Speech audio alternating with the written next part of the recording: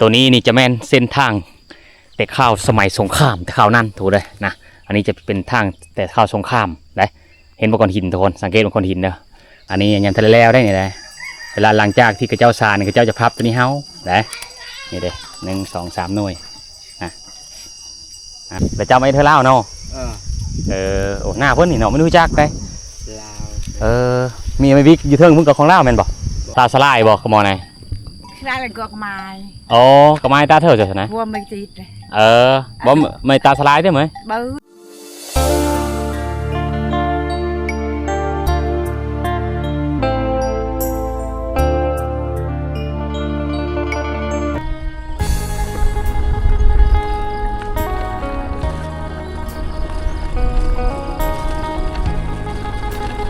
สบายดีทุกคนแล้วก็สบายดี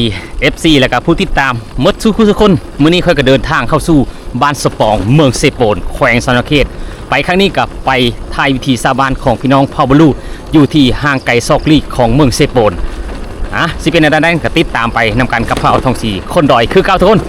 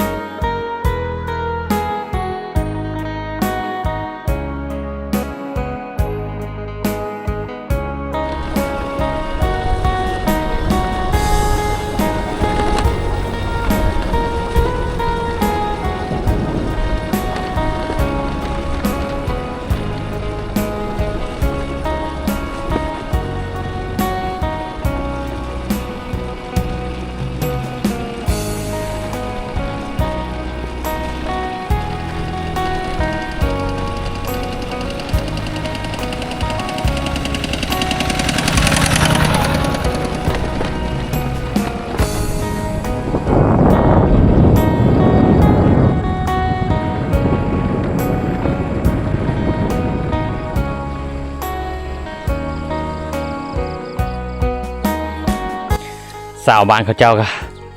หลังจากที่เขาเจ้าซักให้เรียบร้อยแล้วเขาอ้อแล้วเขาเจ้าก็ปุ๊มันสำปะหลังทุกคนเลยนะตัวนี้นี่จะแม่นเส้นทางแต่ข้าวสมัยสงครามแต่ข้าวนั่นถูกเลยนะอันนี้จะเป็นทางแต่ข้าวสงครามได้เห็นบนก้อนหินทุกคนสังเกตบนก้อนหินเด้อลัดไปออกลัดออกอยู่ที่บ้านสมปองแล้วก็ขึ้นไปลอกตามแคมพูลัดออกอยู่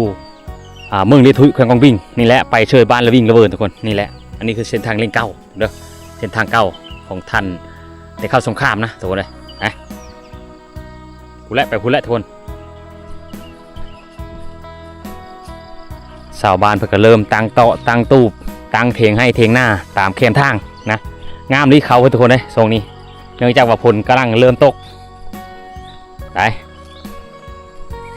เบิ่งไกลๆคือตู้คนโสดนะผู้แซ่ผู้สาวบางค่ำกลางค่ำกลางคืนเขตพาวบลูเขานี่เวลากินเหล้ากินเบย์เนี่ยเขาเอาผู้สาวมานั่งนี่ได้ทุกคนเลยนะมานอนแถวเทียงให้เทียงหน้าได้แต่ไม่เป็นมานอนทุกคนมากินเหล้ากินเบย์ได้นี่อันนี้ส่งไลน์ทำไมกับใบตองคอมาแล้วทุกคนนี่ได้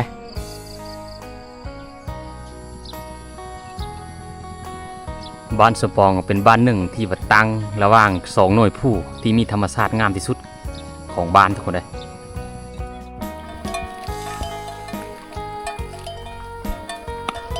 อันนี้คือชายแดนระหว่างบ้านสปองกับบ้านกระดอทุกคนนะชาวบ้านมันกับโซลายอยู่เขตนี้กับเขาเจ้าผู้มันต้นนะเลี้ยงโง่เลี้ยงควายอันนี้ไปเลี้ยงเชื่อควายนี่โอ้น่าจะอยู่นี่บ่เอาตัวใดชาวบ้านมันกับโง่ไปเลี้ยงบอลให้บอลหน้าเพื่อนเองนะช่วงนี้เป็นช่วงที่ฤดูที่ชาวบ้านกับบางครอบครัวกับดำหน้าดำหน้าเชียร์ให้ทุกคนนะเด็กอันนี้แหละนี่โพสปองเนื่องจากว่าผลมิทันในตกแห้งทุกคนเลยนะอันนี้จะไหลลงไปใส่สายเชื่อมเฮงลงพุ่นและออกพุ่นเลยทุกคนพุ่นและเลบตีนผู้พุ่นและได้ธรรมชาตินี่บ่ให้เว้าทุกคนเลยนะอันนี้เป็นเขตของเขาเจ้าทุกคนเลยนะชาวบ้านบางครอบครัวที่เขาเจ้ามีทึ่นหรือว่ามีโง่ควายลายเขาเจ้าก็จะขายโง่ขายควายแหละมาดุดหน้าได้ นี่ได้อันนี้คือเถงของเพิ่นทุกคนเลยนะเฮาสิเฮาไปเบิ่งหน่อยหนึงทุกคนเลยนะเบิ่งพอเท้ามันอยู่จุดนั้นทุกคนเลยนี่แหละทุกคนเลยในชนบทเฮานี่มันก็ต้องได้มีการได้ขายโง่หรือว่าขายทรัพย์สินก็แม่นว่าผู้ใดมีดินดอนตอนหญ้าที่หลายนะเพิ่นก็จะได้ขายอันนี้คือเพิ่นปลูกปะมะเพชรได้นี่ปลูกเพชรไว้มาโดยล่าย่ามเฮาเกี่ยวข้าวเกี่ยวน้ำเฮาก็พอได้เก็บพอได้ต่ำถูกเลยเพิ่นจะปลูกเป็นแถวเลยได้นะอันนี้คือชะแม่นหนองสะของเพิ่นโอ้ได้ทุกคนเลยกว้างหลายเติบดินเพิ่นนี่ทุกคนเลยนะเฮาก็มีอยู่จักว่าจักเจ้าโอ้นี่เอาบัดต้องสีพาทุกคนเฮาไปถามพ่อเฒ่าเพิ่นอยู่ทางโซนทุกคนเลยนะพ่อเฒ่าเพิ่นเป็นโซลายอยู่หน้าปีไม่ไหม้นี่โซลายชาวบ้านเพิ่นจะซักเอาทุกคนเลยนะเขาจะบ่ได้ดำเลยนะบ่ต้องสีสังเกตเห็นแต่ละปีบ่ว่าจะเป็นผู้ไทยหรือลาวก็คือกันทุกคนเลยหรือว่าเป็นพ่อบลูคือกันถ้าว่าดินไม่ไหม้นี่ส่วนหลายสังเกตจะเห็นเขาเจ้าซักเอาก็ได้นะหลังจากปีต่อมาเลยเขาเจ้ากระดำนะนี่ลายตาเติบได้ดินไปทั้งหมดเลยเอาลองไปหาพ่อเฒ่าเพิ่นก่อนเพราะเพิ่นอยู่ทางเลอได้ถูกไหม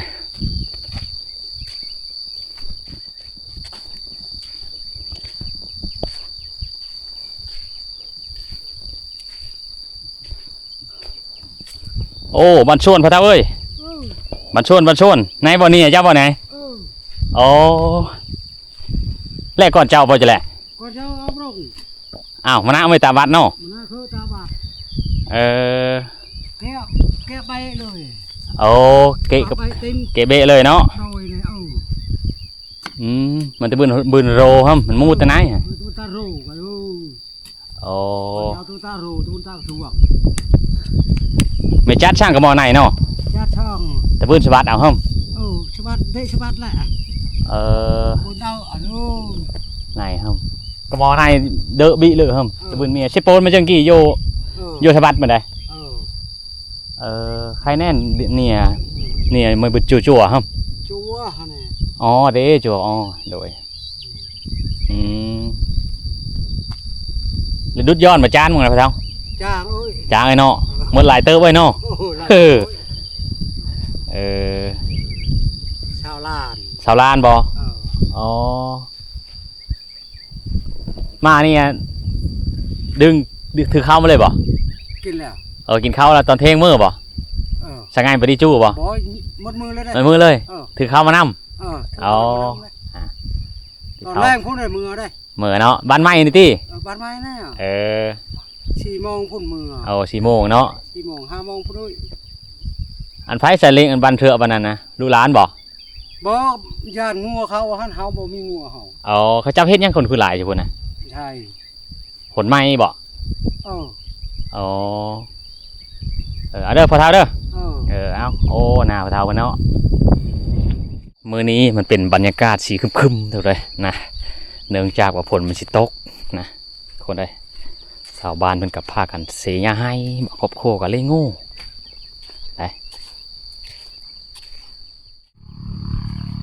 ได้เคินพอเฒ่าเพิ่นทุกคนเลยหลังจากที่เฮาพักผ่อนแล้วเมื่อแล้วก็มานอนนี้แต่งอยู่โคกินอยู่นี่เอาเครื่องสีอ้อมนะอย่าลมพัดมีฮอตอู่เพิ่น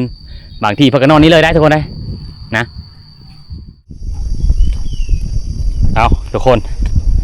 ชาวบ้านบางครอบครัวเขาเจ้าก็เริ่มเอ็ดหน้าได้นะหาเบิ่งนะมาเอ็ดหน้าเอ็ดโฮหลังจากเขาย่านโง่มันเฮาเวลาเอ็ดเด็ดโอ้เด้หน้าใหม่ของเพิ่นเฮิร์นล้ำบักใหญ่เถียงหน้าทุกคนอันนี้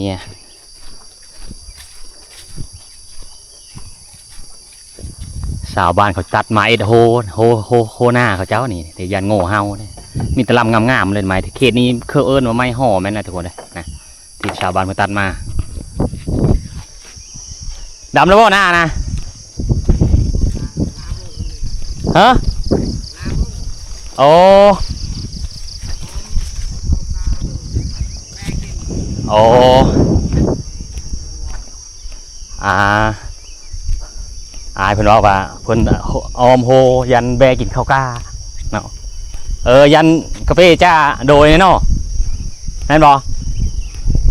หน้าเจ้าบ่เนี่ย บ่นาวง หน้าวงโอ้ไผวงนี่บ่ เป็นวงจันทร์ หน้าลาวนี่เนาะคือโอ้เราก็มาอ้อมาบ่เรากะเราก็อ้อมาบ่ ก็เราทาเบียกันนั้นเขาเฮ็ดเป็นเด็กน้อยพวกโครงการปชป.โอ้แม่นเห็นคนแต่เจ้าไม่เธอเล่าเนาะโอ้หน้าเพิ่นนี่เนาะไม่รู้จักได้ ลาว มีไมวิกอยู่เทิงมึงกับของเล่าแม่นบ่ บ่ให้เขาเฮ็ดเขา วิกเขาใช่ว่ามีไมวิกลาวก็อยู่นี่ก็มีแล้ววะเขาว่า พ่นอยู่บุรองเพิ่น ปุระดองบ่เอ้านี่ได้อายเพิ่นมาเอ็ดยานแบกินข้าวกาเพิ่นตัวได้นะเนื่องจากทาวมีเอ็ดโฮนี่แบกินว่ามันเอาใหม่ๆแบกินนี่เบิ่งนี่นะ มันยาวแล้วเขากาเนี่ยนี่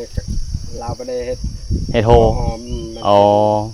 แบมาแต่เธอมันกัดเนาะ ทางงัวแล้วตอนเขาบ่ได้เลี้ยงนึงเขาซักแต่เดี๋ยวนี้แล้วแม่นบ่ดูหอยมันเจ้าคนบ้านน้ำโทนนี่คนบ้านน้ำโทนเอาขอบใจเอาโฮเพิ่นถูกเลยนะต้องได้เอ็ดโฮเนื่องจากมีเอ็ดโฮแบมันเข้ามากินนะทุกคนถ้าว่าแบนี่มันเคยกินเธอหนึ่งมันจะมากตลอดเลยเวลากินข้าวในทุกคนโง่คือกันนี่ท่านอ่อนนี่ได้เขากาเขาเพิ่นซักเอาเขานี่ว่ากาทุนนะเป็นกาว่านถ้าว่านเนี่ยเขาจะว่านเอาเลยตัวนี้ได้ทุกคนเลยเนื่องจากว่าทรงนี้เป็นทรงที่ว่าฤดูผลนั้นตกมิหลายทุกคนเลยนะคือบ่าวต้องสีได้เว้าในคลิปก่อนข้อในทุกคนเบิ่งนะชาวบ้านเพื่อเกิดธรรมดานี่ย่ามนี่บางครอบครัวนี่บางอื่นนี่เขาดำหน้าแล้วเลยทุกคนเลยเนื่องจากว่าอยู่เขตนี้หรือว่าเขตอื่นๆกาบ่าวทีมีอยู่จักว่าบางบ้านเขาเจ้าดำหน้าแล้วแต่ว่าอยู่เขตนี้นี่ย่างอยู่เลยนะนี่คือเทงหน้าเพิ่นนะกะเก็บไว้ยามฝนตกบางทีมันก็ออกมานอนหน้าอยู่นี่เลยนี่โอ้คากระลิบเพิ่นเอ็ดทุกคนเลยนะนี่มีหม้อมีครบสุดนะตัวอะไรนี่เฮินซ้ำเฮินหลังหนึ่งเลยเสานี่ไม่แม่นเพลอเลยนี่เสาไม้กระจ้านี่ได้อยู่เขตแถวบ้านนี่บอกเลยไม้กระจ้านี่หลายทุกคนเลยนี่มีไม้กระจ้าเหมือนจะ1 2 3 4 5 6 7 8เสาได้ไม้กระจ้าหมดทั้งนั้นทุกคนเลยนะเอาอันนี้นี่คือแม่นโฮยทุกคนเลยนะมาเบิ่งเพิ่นเอ็ดโฮยนี่ได้โฮยนำหรือว่าหนองสะบ่ทุกคนโอ้อันนี้จะเป็นโฮยนำเพิ่นอัดไว้ได้ทุกคนเลยนี่ได้โอ้เด็นำยังอ่างอยู่ตรงเลยนะเวลายามเอ็นนาเดี๋ยวเพิ่นอัดตัวนี้นั่นนี่เอาโปมครับซุปเสื้อแล้วก็ตรวจเราได้นำนี่ทุกคนเลยนะนี่ก้อนหินมันเก็บเสื้อแบบนี้มันไม่เจิ้นทุกคนเลยเอาตะนางใส่บ่าวครอบโคก็เขาได้เงินเขาเจ้าก็เอาตะนางนำไปจับหรือเอาน้ำไปจับมาแม่ตะนางทุกคนอันนี้ไม่แม่นเสาเลยได้อันนี้คือเสาไม้กระจะมดทุกคนเลยทุกลำเลยนะนี่มีแต่เขาไม้กระจะเลยในทุกคนนี่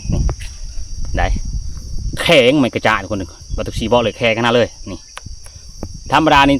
ด้ามดีนี่ตะปูนี่โต๊ะนี่จะคดไปแล้วถ้าเรามีอาสำนานได้เอาทุกคน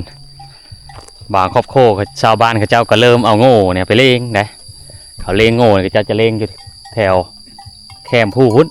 นะเนื่องจากว่าช่วงนี้เป็นช่วงที่ชาวบ้านเพิ่นก็เริ่มมันรักษาเข้า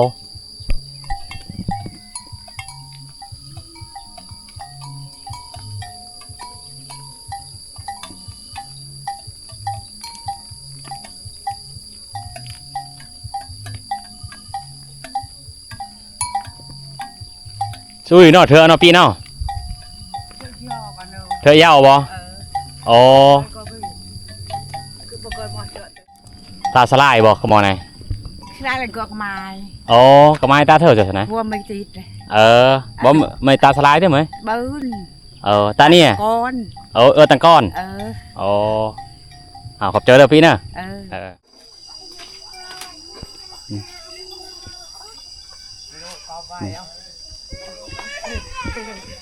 เหินแบบอยู่แบบง่ายๆแบบดังเดิมเลยเหินในทั้งวัน อยู่แบบเย็นๆเลยอากาศดีๆนะแบบนี้นี่แบบนี้แหละทับบาวทองสีมักมาโทนนะแต่ละเธอนี่อยู่เขตนี้นี่บอกเลยว่า อากาศดีโซลายเขาเจ้าก็เอาพาไม่ให้เอาสังกะสีมามุ่งแบบนี้ได้ตัวนี้เขาเจ้าจะใส่แล้วนี่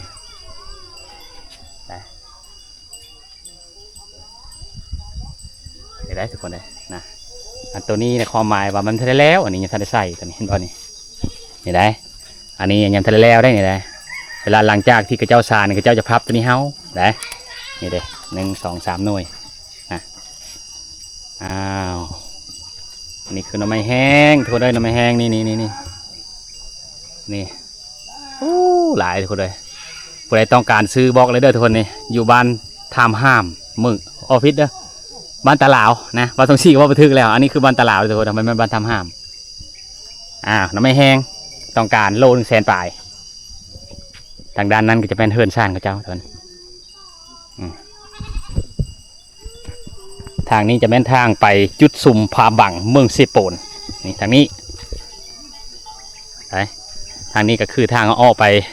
เมืองเซโปนนะบ้านตะลาวนี่ก็เป็นบ้านหนึ่งที่ว่า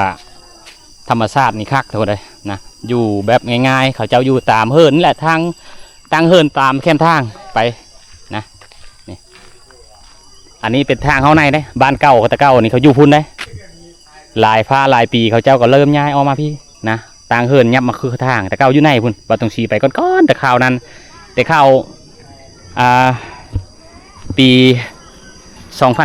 2013ที่บัดตรงชีมาแต่เก้าแต่ข่าวในบ้านนะ